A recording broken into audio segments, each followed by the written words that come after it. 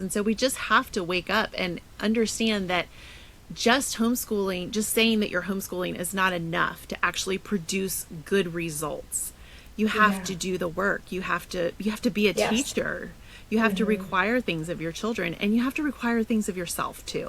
Welcome to Our Life Homeschooling. My name is Sheri, Christian, wife to my high school sweetheart Nelson, and thankful mom to 10 incredible kids. I'm the author of the blog and YouTube channel Our Life Homeschooling, where I share homeschooling encouragement for everyday moms.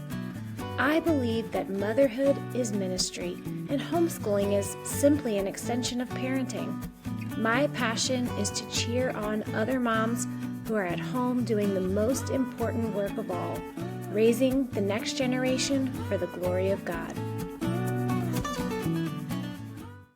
Hi, and welcome to the Our Life Homeschooling podcast.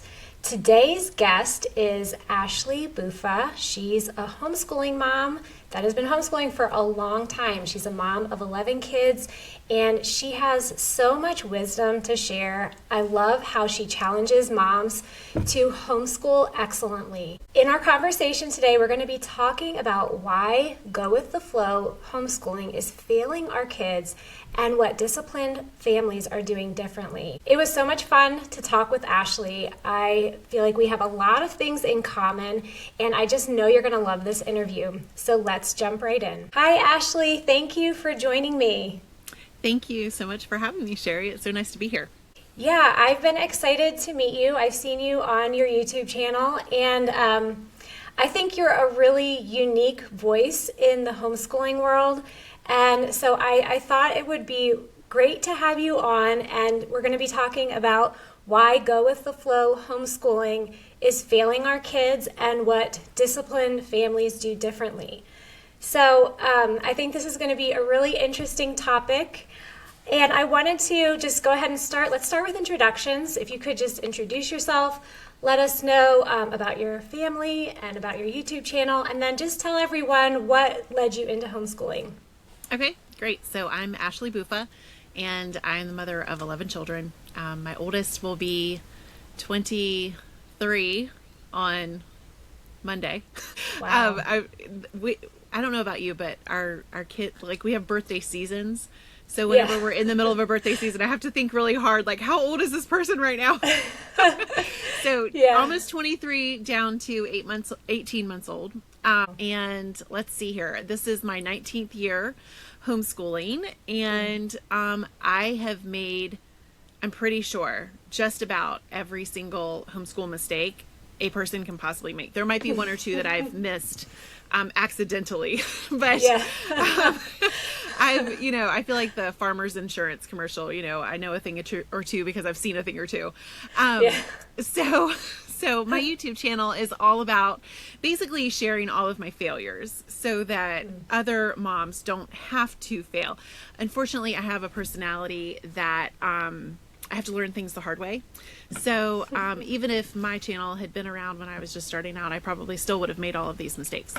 But that doesn't mean that, everyone has to go through what I have. But I feel like I finally, in the last probably 4 or 5 years, really hit my stride and finally just decided to figure this whole thing out and do it really, really well. And I'm not saying that in a, puffed up way, I have figured out what works really well for my family. And we strive for excellence every day. We do not always hit the mark, but we are always pushing towards it and trying, that's great. Trying to hit that mark. So that's me. And were you homeschooled yourself, or what made you come to this decision?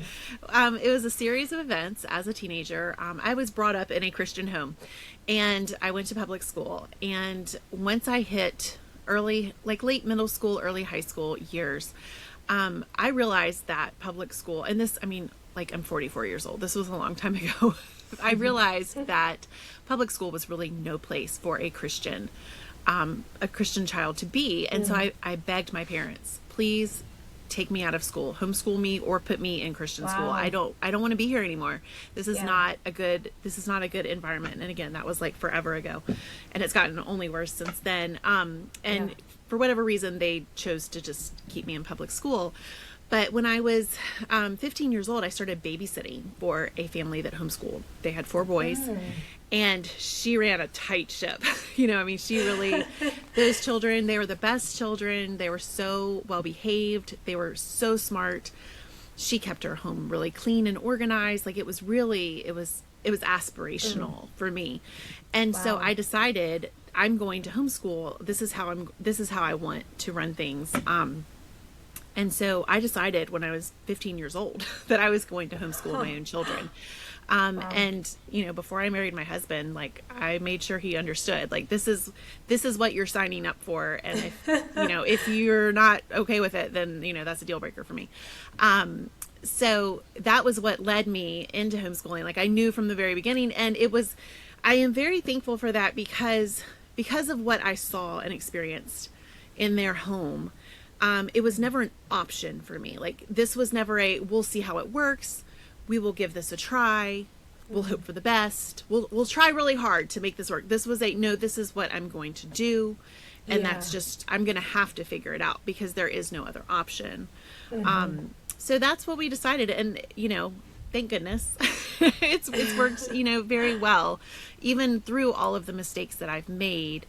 I'm still tremendously happy that it's the decision that we did make. Yeah, our approach has been very similar as far as we decided that we're taking this route.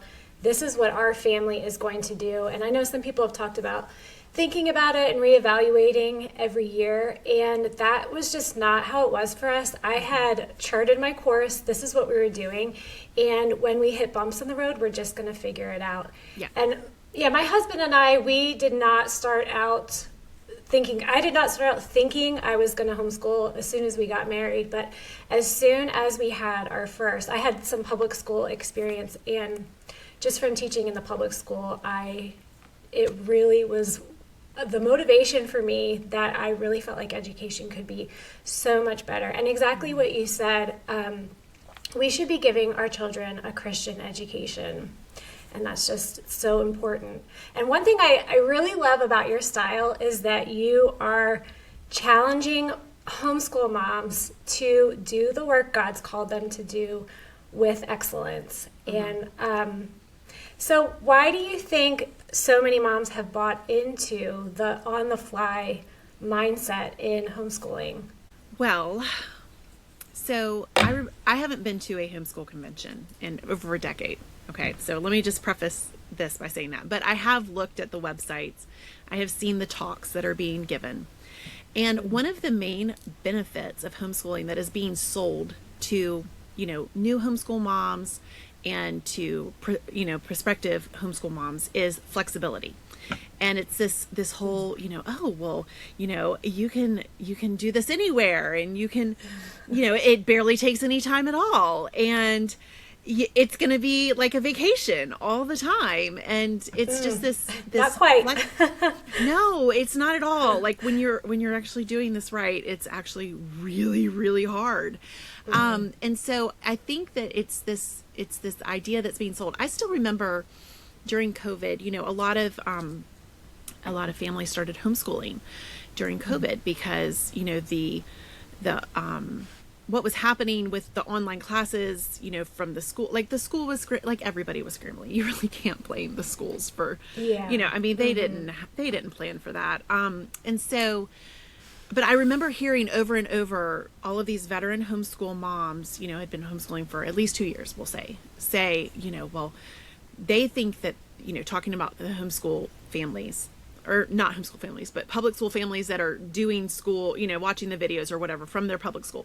They think that what they're doing is homeschooling and it's not working very well, but they don't realize that what they're doing isn't homeschooling. And I just remember thinking to myself, like, no, that's really not true. Like, if it's on the fly and it's not planned out, so it's not working super well. But what all of these other families are doing is really not homeschooling either, because there's no schooling going on. Nobody's really learning anything other than how to get out of doing work, So it's just this whole attitude that I feel like is so pervasive now in the homeschool community of, if you're actually doing hard work, if you're requiring standards of your children, and you know, God forbid you have a schedule in the home, that's not real homeschooling. Yeah. You know, real homeschooling is, you know, all about fun and pajamas and I don't know, snacks. I don't know. I don't even know what it is anymore because I'm just so, you know, but it does not produce actually good results. And I think that is what everyone is not really looking very closely at, is it's not producing good fruit. The fruit of that type of a homeschool is really, you know, it's remedial math and English classes at the community college. You know, that's, nobody should be proud of graduating a student who needs remedial math and English. Now, if you have graduated a student that needs that, then that's your opportunity to say, okay, what do I need to do differently? You know, what do I need to do differently to make sure that my student's prepared? So, you know, I'm not bashing on people who have done that, but you do need to say, okay, well, what I didn't produce good enough results. So we need to go back to the drawing board here and figure this out so that we can do better for the next one. And yeah. Yeah. So then what do you think what are the long-term consequences of this hands-off approach, both morally and academically? Well, let's tackle the moral issues first, okay? You know, morally, basically, okay, let's think about first what we are modeling for our children. If we are just doing this homeschool loosey-goosey, you know, nobody is trying to wake up at a certain time, nobody has a checklist, nobody really knows what they're trying to accomplish. You know, you're basically just floating through your day. You know, what happens. Right. That is not modeling very good executive function skills. You know, that's a buzzword right now. That's not modeling good leadership skills to your children. Okay. It is not modeling for them a good work ethic. It is not modeling for them what the Bible says about do everything as unto the Lord. You know, like, what kind of role model are we being for our kids when this is the message that we're sending them? When this is the message that you're sending them, you have no standards for yourself. So of course, you know, your children aren't going to, you know, feel like they need to strive towards anything. And our whole life really as Christians should be striving. You know, it's all about sanctification and, you know, doing our best as unto the Lord. So if we're just floating through life, if we're floating through homeschool, just, you know, oh, well, you know, I don't think we've done spelling in 3 weeks, so maybe we should pull that out. And you know what I mean? Right. That's not teaching our children. Our children are not also, they're not learning how to operate in the real world, because that's not the real world. That's not, you know, our kids can't go into a job and function in that way and still have a job. That's not the real world. And expect that they can just do their work whenever they feel like doing it. Right. And it used to be true that businesses loved to hire homeschoolers because they were really good at time management and they were really good at independent thinking and all of these things. And I just see that sliding further and further from the truth. And that's really, you know what homeschoolers are really good at now? They're really good at figuring how to get out of doing work, you know, because, you know, when mom does wake up, you know, and say, oh, well, you know, oh gosh, nobody's done math in the last few weeks, you know, and she pulls like a week of, you know, really, let's do this, kids. You know, the kids are like, we don't want to. Are you serious? Yeah. Like, I don't think so. And so, you know, they'll write some things on their paper to make it look like they're doing math, but they know their mother isn't going to check it. So, you know what I mean? Like, they're really good at getting around rules and all of these things and, you know, manners. And homeschoolers are really getting a bad reputation at this point. You know, it used to be that the homeschool kids were the ones with the really good manners.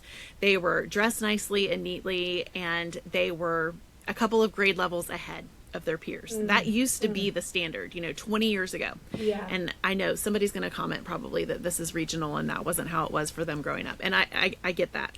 But okay, so I think he's actually taken us down, but you know, Tim Hawkins, the comedian, Christian comedian, he used to have a song about homeschool kids, and it was all of those things, you know. And so you don't get a stereotype if that wasn't what the majority of the homeschoolers were like. It is no longer like that anymore. So you know, we have to do better for our children.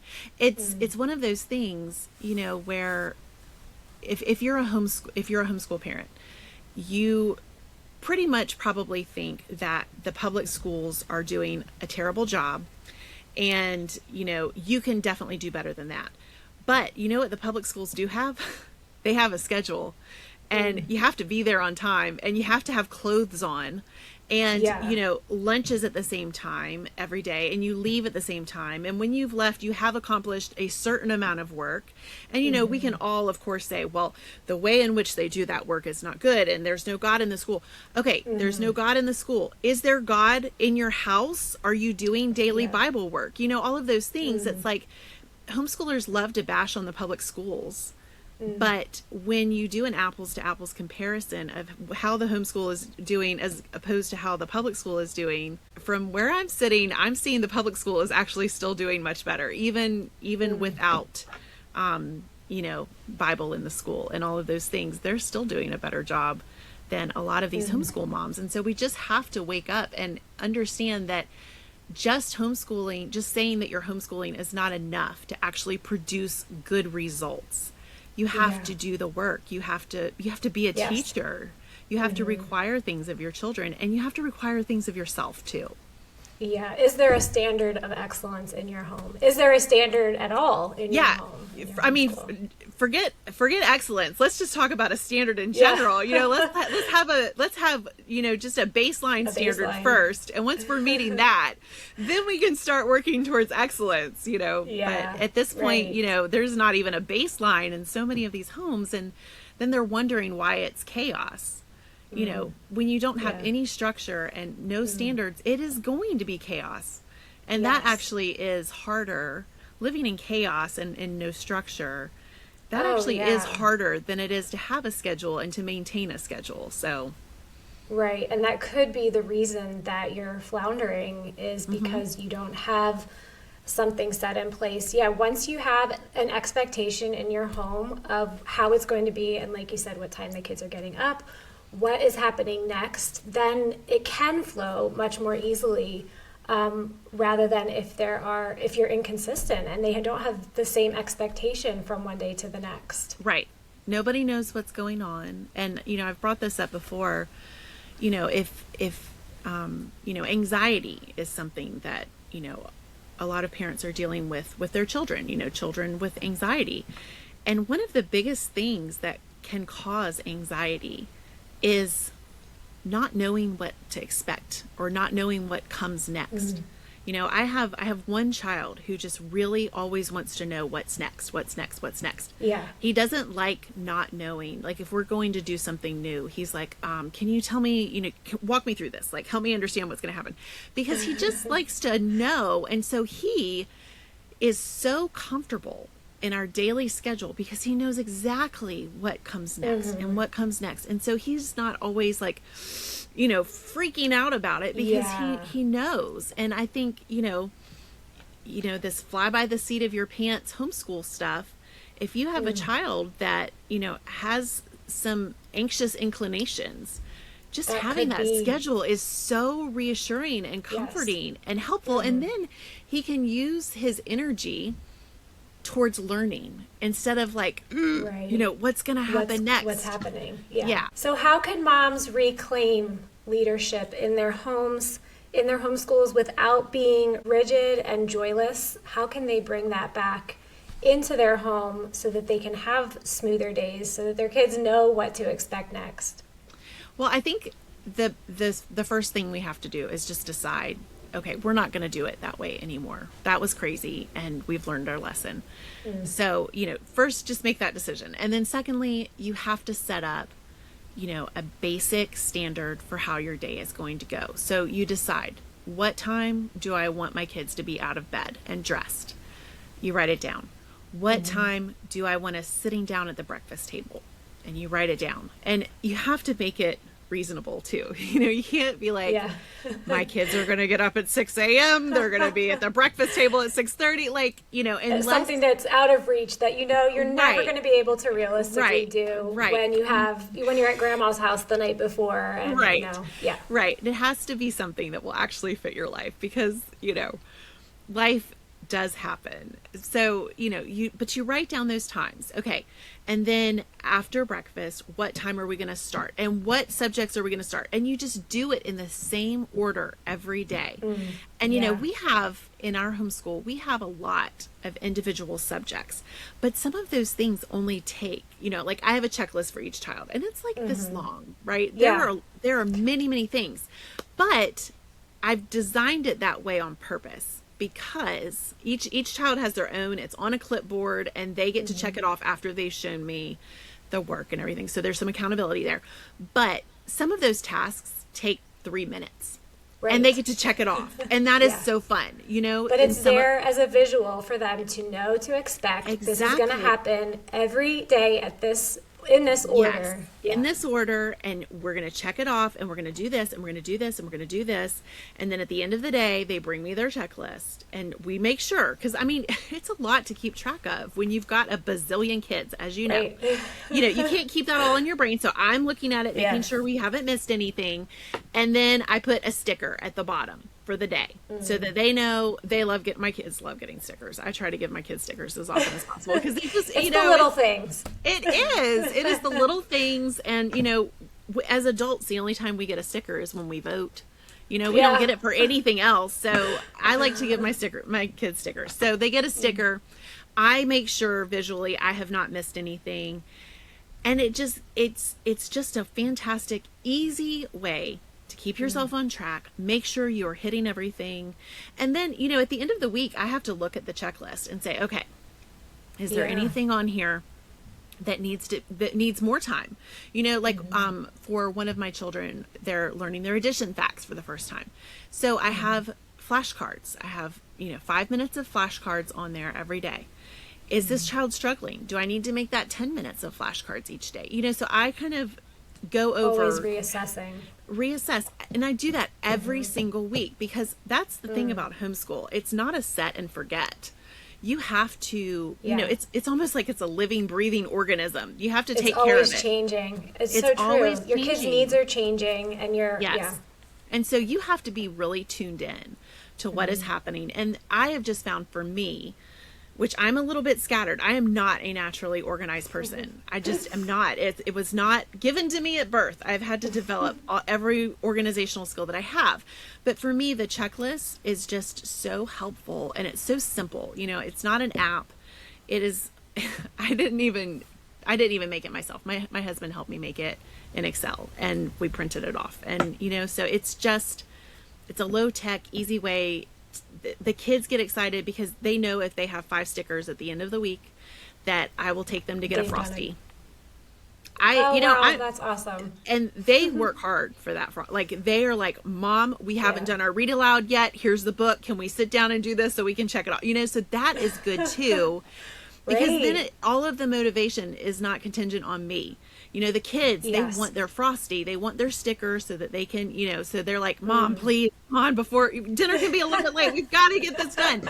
And so that is really good too, so building in those ways to kind of, it's accountability for me when my kids are like, hey, Mom, I need you to help me finish this thing. And it's like, okay, yeah, we can do that. Yeah, let's do it. So just building in those little ways, but having that start time, having the subjects listed out that you want to accomplish and which days you want to accomplish them on, getting your kids to buy into the system too, through stickers and, you don't have to do ice cream, obviously, but, whatever it is that they, if they want to go to the park or, whatever, just stacking the odds in your favor, I think is the big takeaway here. Whatever you can do to stack the odds that you're going to get everything done, that your kids are going to get everything done, that you're going to work together. Because, it very much is a teamwork thing because, when you're teaching multiple children, you are being pulled in a bunch of different directions and there's nothing you can do about that. But if your children are as motivated to get it all done as you're motivated for them to That's get the it done. key. It does. It just works so much better. Yeah, I agree. We've done something very similar. Our kids have checklists, and it's interesting to me to hear you say that you have a lot on there, because I feel like I have a lot on my kids' checklist too. And then, but then when I'm showing it to someone, I'm like, but this, like, some of these things only take like 10 minutes. Yes. And they do it. It's just they need that repetition. And we haven't done this recently, but you mentioned about stickers. I used to have a big treat box, and when they finished their checklist, then they got their treat, and that was a way of checking in. And I agree with you. In fact, this is an area for myself that I have to constantly be reminding myself that I have to be checking their work. Yes. If I am not checking their work and sitting down with them and going through things, going over, having them correct things, then that's when things start to slide, and that's when we run into problems. That's when there are tears over double-digit multiplication or long division, because I'm not taking the time to check in. And it's really easy to let it happen because kids are like, oh, yeah, I did my work. Oh, it's done. Like, here, see, I did it. And it's like, if you're not taking that time, things will slide by, and you'll get behind. Your kids will get behind. And when I say behind, I mean behind their progress, behind where they should be. They're not making adequate progress. So what would you say, what daily habits are separating families who are thriving from those who are barely hanging on? Okay, so this is funny that I'm going to say this. I get tickled every time I think about this, because if you had asked me 9 months ago, my answer would be completely different, and it wouldn't have been as good of an answer. I used to be not a morning person at all. And I used to say, you know what? Not everybody is a morning person, and that is okay. But I realized this year I took on too much, which is also another trait of my personality. I love taking on too many things and then like, oh shoot, how am I going to do this? But I signed up to moderate 3 online homeschool classes. And I'd never done this before. Instead of just doing one like a normal sane person, I'm like, no, I'll do 3. And so it requires a lot of reading, and I have to prepare for these classes and make these review games, which I don't have to do that, but I want to do that because I like doing it with the kids, and it's a good way for them to review, and I just want to do it. So I have a lot of time invested there. And I also am taking some online college classes. And so like, it's just way too much, really. And so I realized if I'm going to accomplish all of these things, which I'm going to accomplish all these things. I'm going to have to become someone that I'm not already. I need to become a morning person. And so I slowly, because I was getting up at like 7:30, really 7 o'clock. That was my wake up time. And it's just too late if you've got too many things going on. And so first I was like, okay, I'm going to be a big girl. I'm going to get up at 6. And it's going to be great. It's going to be amazing. So I did. I started getting up at 6. And then after about 2 weeks, I was like, I bet I could get up at 5:45 and get like 15 more minutes of reading time. Like, that would be amazing. So I did. And then about 2 weeks later, I was like, I think I could do 5:30. And I am now getting up at 5 a.m. every day. And I've been doing that for 3 or 4 weeks now. Not every day. Saturday and Sunday is not. I sleep a little bit later on Saturday and Sunday. But every weekday I get up. And at first I was just like, woohoo, this is amazing. But I didn't have my time scheduled. So I was getting up, and sometimes I would waste it. You know, I would just get on my phone and scroll on Instagram. And I was like, oh shoot, I just got up early so that I could like be on my phone. Like, that is such loser behavior. Like, I cannot be doing this. So I realized that, okay, I need to actually schedule my time out. And so now I have this whole routine, and I get up, and for the first hour I read, and then I go fold laundry from the day before. So I usually have like 2 to 4 baskets of laundry to fold. And then I bundle up, and I put on an audiobook, and I go for a 45-minute walk. And I come home, and I slap on some makeup real quick and I'm ready for my day. And I've accomplished so much more than I ever would have before. So that is my long way of saying, figure out how to become a morning person, because it really sets you up so much better for the day. And I honestly, I still laugh at myself that I'm saying this, because I, like, for so many years I was like, nope, that's not me. That's not me. But it is so helpful, especially if you use that time well. So I would say become a morning person, become a person who, if you write something down on your checklist, you get it done. So also become a person who doesn't put something on your checklist that you're not going to be able to get done. You know, like, it's kind of like a small way of keeping your word to yourself. And, you know, that kind of trains your brain. Like, if I write this down, this is happening. Like, I am going to do this. And that is so helpful for our children to see too. I feel like it is so helpful for my children to have watched the evolution of Ashley Buffa, you know, because, you know, they have seen me wrestle and struggle and strive and overcome, and then start the whole process over. Because, you know, once it gets too easy, it's, you know, I get bored. So it's like, okay, well, what can I tackle now? And I think it's so important for our children to see us doing that. It's so important for when we realize we've been doing something wrong, to admit that to our children and say, you know what, because I had to do this 5 years ago with our kids, with my homeschool. I was like, you know what? I am not doing this homeschool justice. I have failed you kids, and I am going to have to figure out how to do better. And I told them that, and I apologized, and I said, I'm going to do better. Watch how this is going to go. And it's going to get a lot harder for everybody. Like, so sorry about that. But also, one day you'll appreciate it, because your children will never, like, in the moment, they will love, you know, staying in pajamas all day and never having to do anything. But when they're an adult, they are not going to appreciate that. You know, they won't appreciate that, but they'll appreciate the changes and seeing the difference. They will. And you will have provided that example to them of, you know what, my life, I was not using it the way that I should have been. I need to revamp this whole thing. And what, you know, getting to see somebody go through that, like, that's really powerful. And, you know, these days you don't really see that.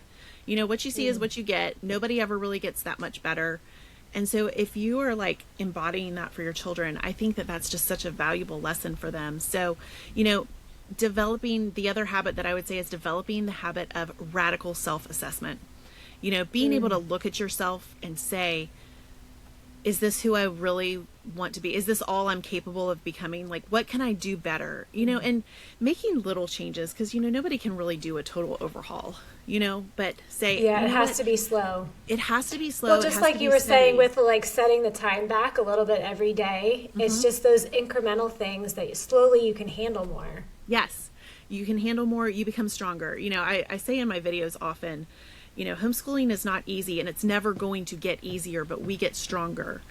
Yeah. That's what we have to constantly be striving to become stronger and become a little bit better and a little bit better and a little bit better. You know, I keep saying, you know, my daughter is 18 months old, and by the time I graduate her, like, I am going to really know what I'm doing with homeschool. Like, I'm going to be really good at it by then. You're going to be excellent. Yeah. I'm going to be excellent. And then I'll be ready to help my kids with their grandkids or with my grandkids, you know, like, this is, you know, I'm in this for the long haul. I used to always say too, I don't like to homeschool. I'm just here for the results. But that kind of attitude does not actually yield good results, come to find out. So I am on a mission to love homeschooling. I'm on a mission to become a better teacher. I'm on a mission to become a better mom and, you know, just a better student in general, you know, like learning all these things and reading all of these things and, you know, learning how to change myself. Like, it's so important. And, you know, not just for us, but for our children to see that as well. Yeah. And when your kids see you self-assessing and changing, that is so powerful, because that will help them to just also reassess, but to see that you never make mistakes that are so bad that you can't just change. You can change. Right. You can start today and completely make a new habit. Start small, but it's not like once you've done something the wrong way, then it's just over for you, and there's no hope. Right. And it's such a good picture of God's grace too, you know, because, I mean, obviously we can't accomplish any of this without the Holy Spirit. But also, he's not going to drag us kicking and screaming. We have to be ready, and we have to be willing and, open to that change, or else, you're basically wasting your life if you're just like, you know what? Nope. I'm just a yeller. My mom was a yeller. My dad was a yeller. So I'm just a yeller. It's just part of who I am. Well, no, like it's a behavior that we can change. And I just feel that way about everything. Like all of this is changeable. We just have to be like willing and open and ready to do the hard stuff to actually make the change. And that's what I love about your message is not letting moms make excuses for themselves. Yeah. We are the ones that are in charge. This is our home. And I think, we don't have a boss looking over us. We don't have a principal that we answer to. We are kind of our own boss. So there can be this tendency to fall off one side of the horse or the other, and to just stop making excuses for yourself and do the best job for your home, for your family. And I just love that. So what does it look like to run a homeschool that is both disciplined and peaceful? So in order to run a homeschool that is both disciplined and peaceful, it means that mom is in control of herself. Because we can't be in control of other people until we are in control of ourselves. So it means it basically, I love the word clockwork. It runs like clockwork. The kids know what to expect. They know that when they come downstairs and they still have their pajamas on, mom sends them back up to get their clothes on. Like, let's go. They know what to expect because you've been doing it day in, day out. It takes time. I think that that's the big lesson here. It does take time because you do have to make these incremental changes. There are some things that you can across the board just be like, we're not doing this anymore. Like you don't have to incrementally stop letting your kids watch 5 hours of TV a day. You just stop. It can be, there's stuff like that, of course. But, it just looks like mom knows what she's doing because she's been doing it. She has learned, she has iterated, she's assessing every Friday afternoon at the end of the homeschool day. And she's, there is a little bit of constant change because like we said, this is a living, breathing organism that we're attempting to juggle here. But it's mom never panicked. It all comes down to mom. Like the kids, not that the kids aren't important because like they're the whole reason, right? But their behavior also, that's on you. Like if they are misbehaving, it's because you're not doing your job. Yeah. If they are constantly sneaking out, it's because you're not watching them closely enough, or they know that they can get away with it, or you're on your phone. Put your phone down, Yeah, right. So all of this stuff, it all comes down to mom. So if you have a peaceful, well-run homeschool that is excellent, it is because you have a mom who knows what she is about and has figured out through iteration and self-assessment and constantly working to get better and better every single week. It's because you have her at the helm. Even if you're not to that point yet where your homeschool actually is excellent, you are headed in that direction and you're going to get there.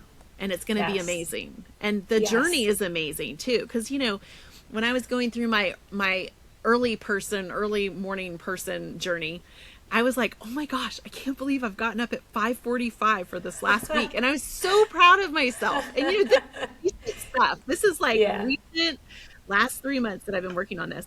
And now I'm like, 5 a.m.? That's insane. I'm so proud of myself. So it's like when you start doing things that you never thought that you'd be able to do before. And I know that there are some women that are watching this right now that have been getting up at 4 a.m. for like decades. And they're like, oh my gosh, this lady's so funny. But I honestly believed that I could not get better. Could not do it. And then I did it. And so, and what an example to your kids. Yes. And it spurs on more change. If you accomplish the thing that you never thought that you'd be able to do, it gives you the confidence to tackle the next thing and the next thing. And so it's just, it is a constantly changing and evolving situation. So it's never going to be a static, this is my excellent homeschool. It's always that's one lesson I had to learn. I always thought there was this point of arrival. And in some ways, It is so much easier now. Our homeschool is well run because we've been doing it for so long, and there are our routines are all established. So like you said, people know what to expect. So in some ways it's easier, but there are always circumstances, things that are completely out of my control that happen in the middle of the day. There's no point of arrival. Yes. Like I used to always think, oh, well, once I don't have babies and toddlers anymore, then we'll be at this perfect spot. Well, for us, we always had babies and toddlers.